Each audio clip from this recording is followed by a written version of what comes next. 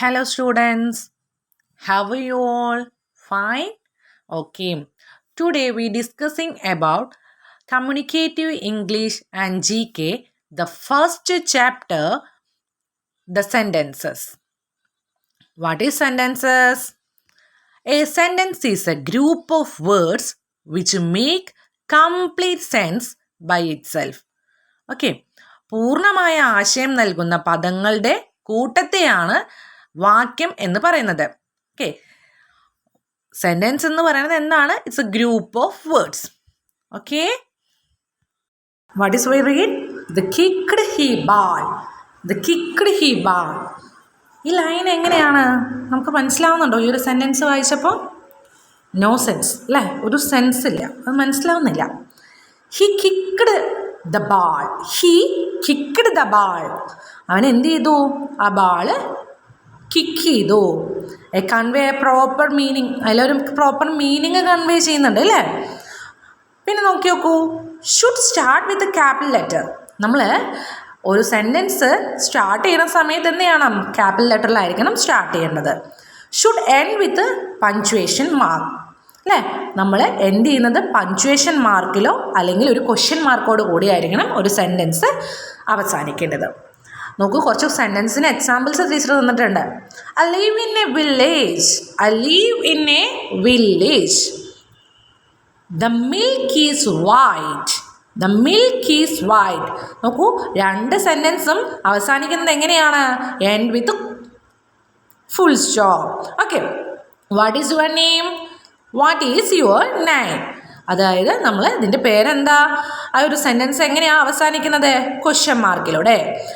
How hot is today. How hot is today. ഇന്ന് നല്ല ചൂടാണ്. എന്തൊരു ചൂടാണ്!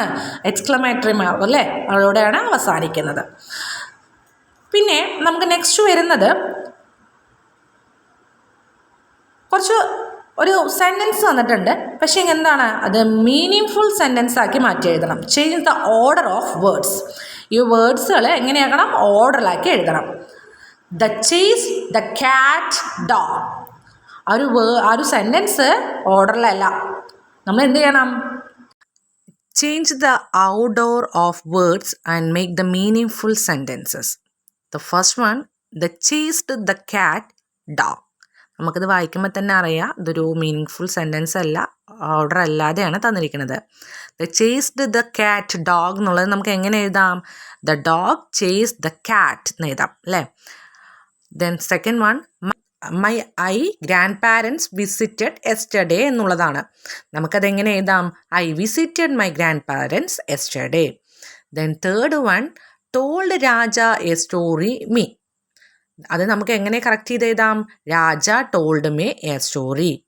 Then fourth one, borrowed a from the library book. അത് നമുക്ക് എങ്ങനെ എഴുതാം? I borrow a book from the library. Next നമുക്ക് വരുന്നത് 4 ടൈപ്സ് ഓഫ് സെൻറ്റൻസസ് ആണ്. Declarative, imperative, exclamatory, interrogative sentences. Okay, then first one, imperative. Imperative sentences എന്ന് പറഞ്ഞു കഴിഞ്ഞാൽ, imperative sentences are those having a polite request. പൊളൈറ്റോടെ, അതായത് വിനീതത്തോടെ നമ്മൾ ചോദിക്കുന്ന സെൻറ്റൻസസ് ആണ് ഇൻറ്ററോഗേറ്റീവ് സെൻറ്റൻസസ് എന്ന് പറയുന്നത്. ഇമ്പറേറ്റീവ് സെൻറ്റൻസസ് എന്ന് പറയുന്നത്. Please be. Next one, exclamatory sentences ആണ്. Exclamatory sentences are those which show great emotion or excitement. ഇമോഷൻസും അല്ലെങ്കിൽ എക്സൈറ്റ്മെൻറ്റും നമ്മൾ കാണിക്കുന്ന സെൻറ്റൻസസിനെ. ഓക്കെ, അപ്പോൾ അതിനുള്ള എക്സാമ്പിൾ എന്ന് പറയുന്നത് വാവ്. നോക്കൂ, അടുത്തത് നമ്മൾ ഒരു എക്സ്ക്ലമേറ്ററി നമ്മൾ സൈൻ കൊടുത്തിട്ടുണ്ട്. Look at this scenery, hurry, holidays have started. Then third one, interrogative sentence ആണ്. And interrogative sentence ask a question.